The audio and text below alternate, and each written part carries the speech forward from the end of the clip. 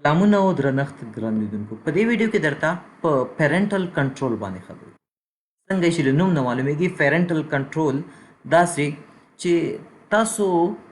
څه کولی شئ دلته یعنی تاسو دلته خپل ماشومان کنټرولولی شئ دلته ګوره صفحه لیکلي په دې پیج کې تاسو کولی شئ چې د خپلو کوچنیانو میک اډرس یې دلته وښایئ بیا په دوی باندې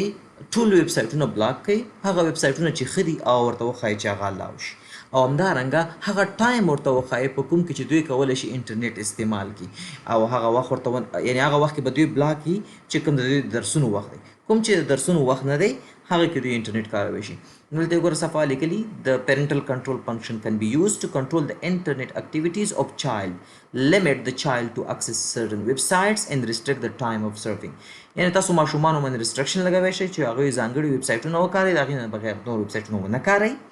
او د ده تر څنګ تاسو پرې ټایم ریسټرکشن لګولی شئ ښه راځو څه کولی شئ اول نمبر که تاسو غواړئ چې دا پیرنټل کنټرول چې لاندې تاسو کوم انټرو یې کړي څه سیټینګ مو کړی دا کار وکړي نو دا آپشن به ولګوئ که چېرته دا آپشن تاسو ونه لګوئ بیا به کار نه کوي نو اول به دا آپشن ولګوئ چې انیبل پیرنټل کنټرول شي وروسته به دا لاندې خبرې به چلېږي صحیح ده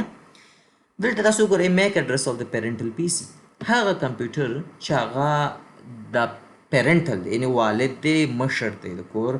د هغوی میک اډرس راکړه چې هغې به په دې نور باندې پالیسي لګولی شي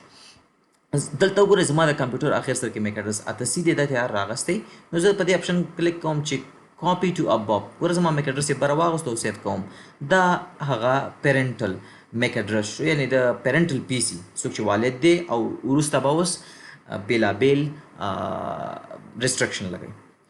دې ځای کې تاسو کولی شئ چې د خپلو ماشومانو د موبایلو یا د کمپیوټر میک اډرس ورته وښایئ نو تاسو به د هغه ماشوم د موبایل او یا هم د کمپیوټر میک اډرس راخلئ او دې ځای کې به پوټ کوئ یو په یو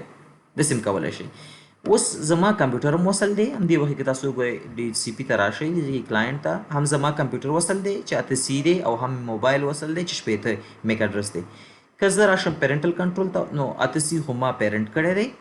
دا اوس دلته چایلډ کېدی نشي ځکه که زه چایلډ کوم او صرف کوم ما ته وایي چې همدا یو نفر هم پیرنټ مشر دی او هم چایلډ دی نو دا خو نه کېږي نو دې نه ګوره تاسو کولی شئ چې میک اډرس ان د کرنټ لین دا بهترین اپشن دی دا ماشومان چې کوم موبایل یې کمپیوټر دا یو پرې کنیکټ شوي دې ځای کې تاسو راغستی شئ ما اوس 2 کسان کنیکټ کړي که تاسو 10 کنیکټ کړي دلته راغستی شئ ګوره زه خپل موبایل رالم موبایل مې راواغستو او دلته راځم ورته دا اول میک اډرس کې واچوم نو دا دې ځای نه واچول شو صحیح شوه اوس دا خو ورته دلته ورته تاسو د بل ماشوم میک اډرس واچوئ یو په یو اوس چې زه سیټینګ کوم هغه په دوی اپلای کېږي صحیح ده دلته تاسو نور انټرو یې هم کولی شئ دلته راشئ دې کې ورته تاسو ټایم ښودلی شئ خو ټایم کې دا یوه خبره دلته یاد وساتئ ګورئ ملګرو صفحه باید تاسو ته لیکلي دې کې تاسو وګورئ چې set the time period allowed for the PC control to access the internet دلته چې تاسو کم ټایم ورته ښوئ په دغه ټایم کې دا ماشومان کولی شي چې انټرنیټ ته لاړ شي صحیح ده نو دا خبره ستاسو ذهن څه وکړئ هره ورځ که نه زه وایم تاسو ځانګړې ورځ هم ښودلی شئ زه وایم نه ایچ ډے هره ورځ اوس په کوم وخت کې دلته ساعت چې دی ملګرو دا څه دی ښه دلته مو پام وي د نمونې په ډول زه وایم د سهار 8 نه د دوی درس شروع کېږي نو د سهار 8 نه د مخکې څه وکړي د سهار د 6 نه واله تر سهار 8 پورې دا وخت د دې دپاره لاوډ وخت دی ګوره دا مې ورته وښودو ایډ مې کوم یو ټایم مې دا ایډ کو صحیح ده 6 نه واله تر 8 پورې بل ټایم ورته زه ایډ کوم د نمونې په ډول د 12 نه چې خبره واورېده د 12 نه واله تر 2 پورې نو دې ځای کې زه راځم دلته ورته 14 بجې ښایم چې دا د شو بل ټیم دا هغه ټیم دی دا خبره یاد ساتئ چې دې ټیم کې الاوډ دي اوس د سهار د 6 نه تر 8 پورې او د غرمې د 12 نه واله تر 12 او یوه دغه نو 2 غنټې سهار کې او 2 غنټې غرمه کې دا الاوډ ټیم شو ښه ملګرو اوس که تاسو وایئ دا سکیجول زه کلیر کوم دیز نه کلیر کوي شي په دې ټیم کې به دوی انټرنیټ کارولی شي خو یاد وساتئ چې په انټرنیټ کې هر څیز نشي کارولی دلته چې تاسو کم URL ورکړو هغه کاروی شي څه معنا ګوره بره مې په ټایم ریسټرکشن ولګو چې هر وخت نشي کنیکټ کېدلی دغه 6 نه 8 پورې 12 نه واله تر 2 پورې دغه